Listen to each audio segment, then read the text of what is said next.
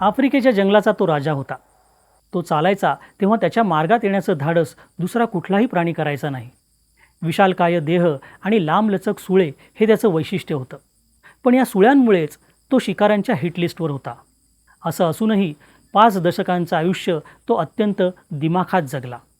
Super tusker Craig या नावानं तो ओळखला जायचा. हत्तींच्या विश्वातला तो जंटलमन होता. आज याच हत्तीची कहाणी मी आपल्यासमोर घेऊन आलो आहे बोलभिडूच्या जंगल स्टोरीजमध्ये. जंगल देखो, your gateway to tiger territory. Book your jungle safari now. नमस्कार, मी अनंत सोनवणे. आजची आपली कहाणी आहे केनियामधल्या अंबोसोली नावाच्या नॅशनल पार्कमधली. इथं एक क्रेग नावाचा हत्ती होता. अलीकडेच म्हणजे 3 जानेवारी 2026ला या हत्तीचं निधन झालं आणि अख्खं जग हळहळलं. म्हणजे जगभरातल्या प्रसारमाध्यमांनी त्याच्या मृत्यूची बातमी दिली.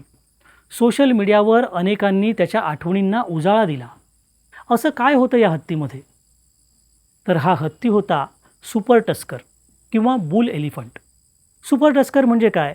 आफ्रिकेमध्ये अत्यंत लांबलचक सुळे असणाऱ्या हत्तींना सुपर टस्कर असं म्हटलं जातं. आता अशा प्रकारचे संपूर्ण आफ्रिका खंडामध्ये जेमतेम 20 ते 25 हत्ती असतील असा अंदाज आहे. आणि या हत्तींपैकीच एक होता आपला क्रेग. आता या क्रेगचे सुळे लांबलचक म्हणजे किती? प्रत्येक सुळा हा जवळजवळ 6 फुटांपेक्षा जास्त लांब होता. म्हणजे तो चालताना कधीकधी ते सुळे जमिनीला टेकतायत असं वाटायचं.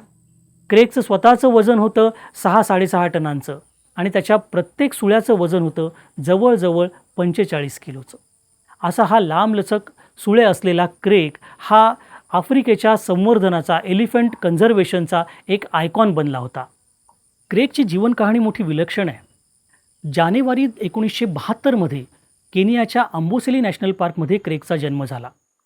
त्याच्या आईचं नाव कसांड्रा.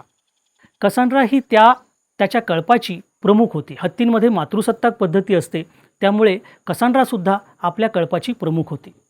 नेमकं असं झालं की त्याच काळामध्ये अंबोसेली ट्रस्ट फॉर एलिफंट नावाच्या एका संस्थेनं या कळपाचा अभ्यास करायला सुरुवात केली होती.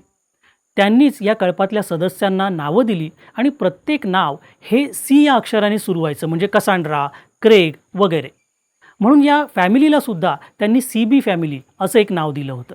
तर या संस्थेनं अभ्यास सुरू केल्यामुळे एक फायदा असा झाला की क्रेगच्या जन्मापासून मरणापर्यंतच्या प्रत्येक गोष्टीचं अत्यंत व्यवस्थितरित्या डॉक्युमेंटेशन झालं आणि ते संशोधकांना कायमस्वरूपी उपलब्ध झालं. हत्तींमध्ये असं होतं की गर्भधारणेचा जो काळ असतो तो साधारणतः 22 महिन्यांचा असतो. कसांड्रा जेव्हा गरोदर होती तेव्हा तिनंही 22 महिने क्रेगला पोटात सांभाळलं आणि त्या संपूर्ण काळातसुद्धा ती आपल्या कळपाचं नेतृत्व करत होती. कसांड्रा खूप धीट होती. म्हणजे एखादी गाडी जवळ आली तर इतर हत्ती बिथरतात, परंतु हिचं तसं व्हायचं नाही. संशोधकांची गाडी जवळ आली तर ती अजिबात बिथरायची नाही. शांतपणे संशोधकांना काम करू द्यायची. पुढच्या काळामध्ये क्रेगमध्ये सुद्धा हाच गुण आल्याचं आपल्याला दिसतं. पण सुरुवातीला म्हणजे जेव्हा तो लहान होता तेव्हा मात्र तो बावचळायचा. संशोधकांची गाडी दिसली की लगेच आईच्या पोटाखाली दडायचा.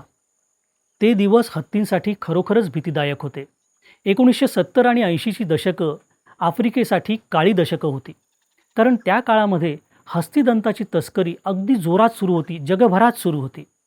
आपल्याकडे आशियाई हत्तींना फक्त नरांनाच सुळे असतात, ते सुद्धा काही नरांनाच असतात. आफ्रिकन हत्तींमध्ये नर आणि मादी या दोघांनाही सुळे असतात. त्यामुळे सबंध आफ्रिका खंडामध्ये हत्तींच्या कत्तली जोरदार सुरू होत्या सुळ्यांसाठी. या सगळ्या काळामध्ये शिकाऱ्यांपासून सावध राहणं, शिकाऱ्यांपासून आपल्या कळपाचं संरक्षण करणं यासाठी कसांड्राला अगदी तारेवरची कसरत करावी लागत होती. पण हे सगळं चालू असतानाच 1976 साली अचानक कसांड्रा गायब झाली. ती कुठे गेली कुणाला कधीच कळलं नाही. बहुधा तिची शिकारच झाली असावी. कसांड्रा गेली तेव्हा क्रेगचं वय होतं जेमतेम 4 वर्ष. कसांड्रा गेल्यानंतर क्रिस्टिना नावाच्या हत्तीणीनं कळपाचं नेतृत्व स्वीकारलं. तिनं क्रेगला आईची माया दिली.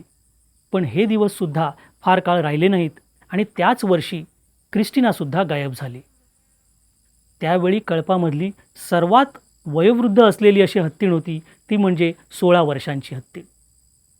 कळपाचं नेतृत्व करण्याचा अनुभव तिच्याकडे नव्हता, त्यामुळे अर्थातच कळप विखुरला, गटागटात इकडे तिकडे हिंडू लागला. क्रेगची सुद्धा अशीच दयनीय अवस्था झाली. तो आता स्वतःच्या बळावरच इकडे तिकडे हिंडू लागला आणि जंगलाचे नियम शिकू लागला. 1979 पासून परिस्थिती हळूहळू सुधारू लागली.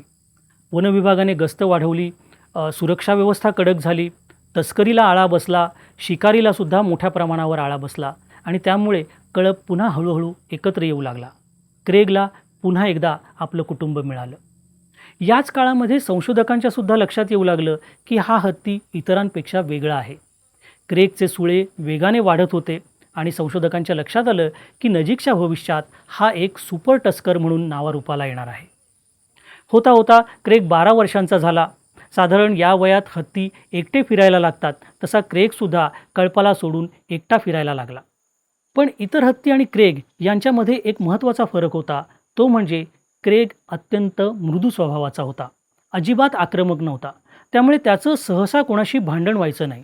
अगदी तो प्रौढ झाल्यानंतरसुद्धा इतर नरांना तो सामाजिक जीवनाचे धडे द्यायचा, कसं वागायचं, इतर हत्तींशी कसं वागायचं याचे धडे द्यायचा.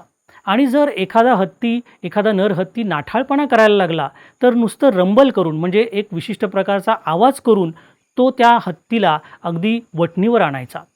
क्रेगचे मोठे सुळे, त्याचा विशाल देह यामुळे हत्तींमध्ये त्याच्याविषयी आदर असायचा. त्यामुळे त्याला कधीही कोणाशी मारामारी करावी लागली नाही आणि याचाच परिणाम म्हणून त्याचे सुळेसुद्धा सुरक्षित राहिले होते.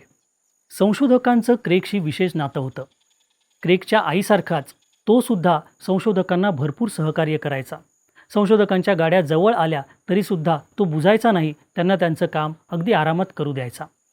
जगभरातल्या फोटोग्राफर्सचा हा हत्ती अत्यंत लाडका होता. तो त्यांना हव्या तशा पोजेस द्यायचा. एका क्षणी तर असं झालं होतं की एक फोटोग्राफर त्याचा फोटो काढण्यासाठी आवर्जून आला होता. तो गाडीतून खाली उतरला आणि गाडीच्या टायरला पाठ लावून तो जमिनीवर बसला पोझिशन घेऊन. दुरून त्याला क्रेग येताना दिसला आणि त्याला एक विशिष्ट पद्धतीचा फोटो काढायचा होता. क्रेग चालत चालत त्याच्या एवढ्या जवळ आला की त्याच्या चालण्यानं जमिनीमध्ये जी कंपनं निर्माण होत होती तीसुद्धा त्या फोटोग्राफरला जाणवत होती.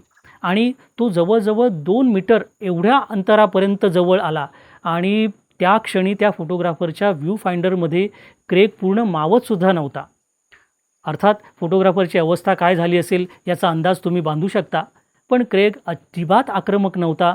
त्याने त्या फोटोग्राफरच्या दिशेनं चालणं थांबवलं आणि आपला मार्ग बदलून तो तिथून निघून गेला.